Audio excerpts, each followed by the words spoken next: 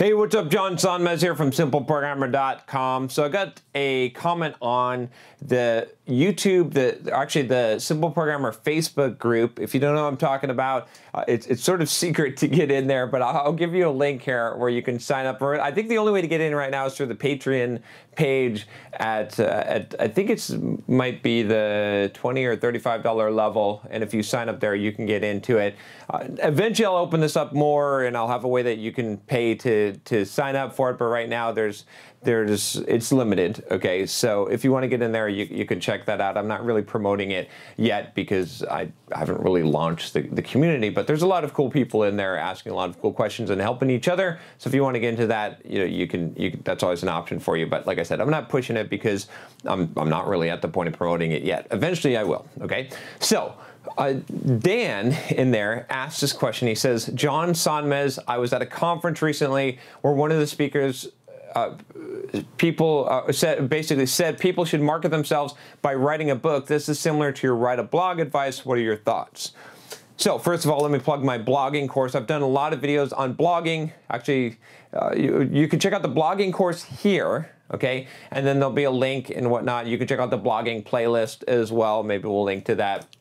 But I've talked about blogging as a good way to market yourself and to build your reputation as a software developer. At the end of this video, I'll give you a link to my course called How to Market Yourself as a Software Developer if you're interested in that and you want to get more in depth into this. But this is a good question, and just what are my thoughts essentially on a book versus doing a blog, and does that make sense, right?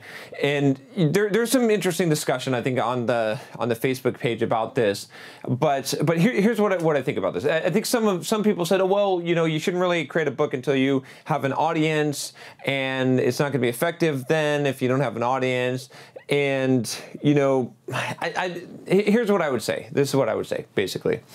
So if you have a traditionally published book, right? And I just got the Russian version of Soft Skills. How cool is that? So I've got a Russian version here. I've got a Korean version, a Japanese version, a Polish version, a Chinese version, and the English version here of Soft Skills. So go check that out if you haven't already, and an audio version. If you have a traditionally published book like that, right? Like this Soft Skills book, has this benefited me a lot? Of course, yeah. I mean, because a lot of people have bought this book. It gives me an air of authority being traditionally published. It's like a really good calling card, a really good resume builder, right? I mean, I can say I wrote the book on soft skills for software developers because I did, right? And it's traditionally published, so it has that sort of gatekeeper. As much as I hate gatekeepers, and I do, check out the video on how much I hate gatekeepers, it does give you that sort of stamp of approval from the gatekeepers of the world, the publishing industry, that says that you actually have the talent to write a real book, or you're someone. So now, does that actually mean anything? Not really, but people perceive it that way, right? Even, it's kind of funny. I know that my dad will probably watch this video, but I'm going to say it anyway because, I'm just that kind of guy, right? I'm just genuine. I feel like it's really weird, but when I became a published author, my dad suddenly developed this huge amount of respect for me that he didn't have before. And so, not that he didn't, wasn't proud of my accomplishments and things before, but there was a certain thing that I mean, being a published author, having written a book that was published, that you could hold in your hand, that was published by a real publishing company, it meant something to him. I suddenly had a lot more credibility in his eyes than I did before. I'm not saying this in any kind of nasty or spiteful way at all. I'm just saying that this is a fact, right? That people will treat you differently because it's a perception. It's like I've talked about before about just someone wearing a uniform, like a police officer uniform or a military uniform or a firefighter uniform. You're going to have a certain level of respect for them just based on that, just on appearances alone. So this is one of those things where people will see you differently and perceive you differently if you've published a book. So it's quite beneficial, right, in that regards. Now, as far as making money, even on a really good selling book, I mean, my book, right, is translated into how many different languages, okay? And it's one of the best-selling books in the software development field, right? and I'm not making a shit ton of money. I mean, I'm making decent money off of it, maybe like 15 or 20 grand a year, which it's good for software development, but it's not a lot, okay?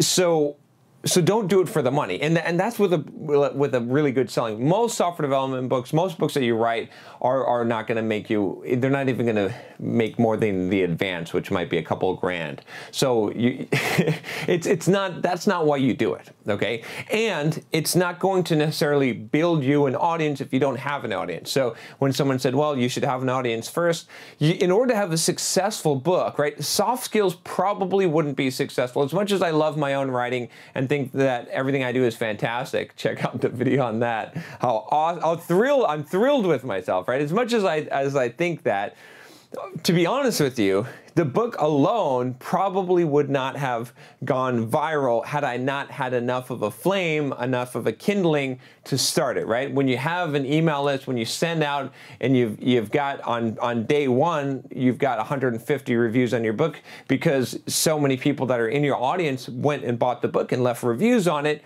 that sort of helps you a lot with a book. So as far as like reaching more and being more successful, I agree in the point that having a larger audience first is going to benefit you. Now, if you can write the book, can it build an audience? Of course, right? It can help you to do that. And you can always have the book and have the and build the audience later, right? You know, but it's probably not the most effective way. If you're using it to build an audience, it's not the most effective way. If you're using it to get a job though, that is very effective, right? I mean, if you walk into a job interview and you've got a published book, you're a published author, and you can put that in your cover letter, that's, not too many people know published authors, right? That have written, especially if it's a technical book on your subject matter and it's been vetted, right? That's where that whole gatekeepers, even though I hate gatekeepers, that's where there's actually some meaning, right? A self-published book, not quite as powerful. Now, does it still have a lot of weight? Does it still show you, right? It's almost like the difference between,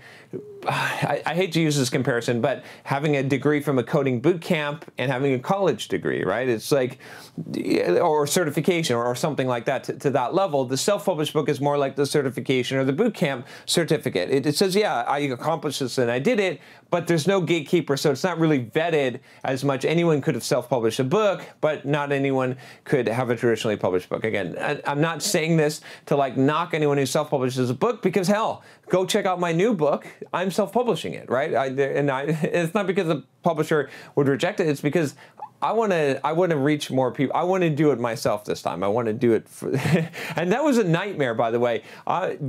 Damn, if you're going to do a self-published book the right way, that's a lot of work. I definitely have a little bit more respect for publishers at this point, considering how much work that is. Of course, I'm probably doing more than most publishers do to promote a book, but that's I gotta do it the right way. Where am I going with this? So this is what I'm saying. This is my summary of this. Is that if you're a developer out there right now and you're looking for ways to market yourself, okay? A blog is probably going to be the easiest, low-hanging fruit, most accessible, lowest barrier to entry way to get started. Plus, it'll get you to become a decent writer. Don't write a book when you're a shitty writer. I was a shitty writer. I'm still a shitty writer. Well, I'm okay, okay? I'm not bad. I think I like my writing, okay? But I recognize that I'm not Hemingway. But I can stand ground with most writers at this point, right? Because I wrote so many blog posts, I got good at doing that, and I also have good editors that edit my stuff afterwards. But no, in all seriousness, write the blog first. Make sure that you can write. I mean, writing a book is also a large undertaking, and that's going to give you the biggest bang for the buck, right? It's going to help you to build an audience. It's going to work really well for you. If you have the opportunity to write a book, sure, I would take the opportunity, especially if you're looking to market yourself into your career specifically to get a job, because it's going to be, like I said, the best calling card, the best resume that you could possibly have for most people, having a traditionally published book. Okay, but don't look to make money from it, and don't think that that's going to be the best way to build an audience or to market yourself. Like I said, I think a book, it makes sense. I understand why people say that it's a great way to market yourself, to have a book, and especially if the book is popular. I've gotten a lot of opportunities opportunities. A lot of people have contacted me because of soft skills. I've been invited to speak to a lot of places. I've been able to raise my speaking rate to $10,000 per speaking event minimum because of the book, which I wouldn't have been able to do without that book. At least I don't think so. So there's a lot of benefits to it. It's not easy.